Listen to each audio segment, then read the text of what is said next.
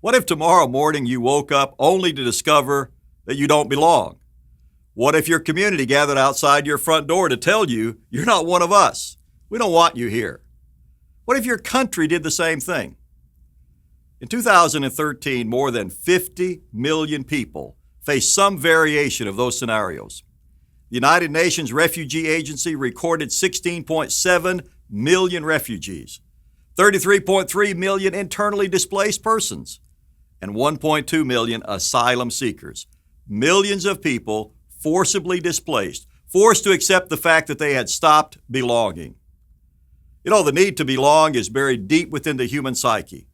We were created with a fundamental urge to find communities where we fit, where we belong.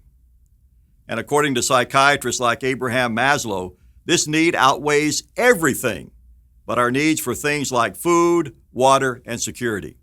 In other words, belonging matters, and it matters a lot. To keep the Feast of Tabernacles, God commands His people to leave their homes and for 1 week to live in temporary dwellings. For ancient Israel, this meant constructing shelters with the branches and leaves of nearby trees.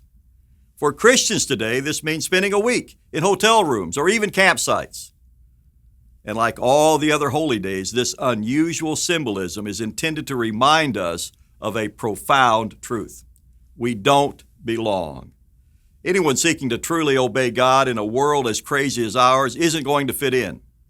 You're going to be an outsider in your community, in your country, and in this world.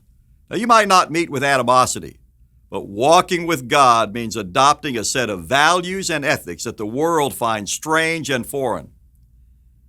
The author of Hebrews described faithful men and women of God as strangers and pilgrims on the earth. So there's no way around it. To love and obey God is to accept that you don't belong. Well, let me rephrase that. To love and obey God is to accept that you don't belong here. And in the book of Philippians, we're told that a Christian citizenship is in heaven. That is, in the kingdom of heaven, which Jesus Christ promised to one day establish on this earth. Now, that kingdom isn't here yet, but it's coming. Our home is coming. The place we belong is coming. The Feast of Tabernacles reminds us that we don't belong. That's true. But then it also reminds us that we're another year closer to belonging. And not just us, not just the people of God. Tabernacles pictures the time just after the return of Christ. Satan the devil will be bound and restrained. The human race will be in shambles and in desperate need of true leadership. Jesus Christ and the newly transformed saints will take the helm, guiding a broken world into a golden age of peace and prosperity. There will be no more refugees, no more internally displaced persons, no more asylum seekers, no more strangers and pilgrims. For the first time since the beginning of time, everyone, everywhere will have the opportunity to belong. Now, there's still some loose ends to tie up, and God doesn't leave things unfinished. The last holy day, the last great day, addresses an important question. What about everyone else? The Feast of Tabernacles pictures a time of hope for all those who survive the turbulent events pictured by the Feast of Trumpets. But what about those who don't? What about those who die before Christ returns? What about those who died without repenting and accepting the sacrifice of Christ? What about those who have never even heard the name of Jesus Christ, who die without ever having seen a Bible?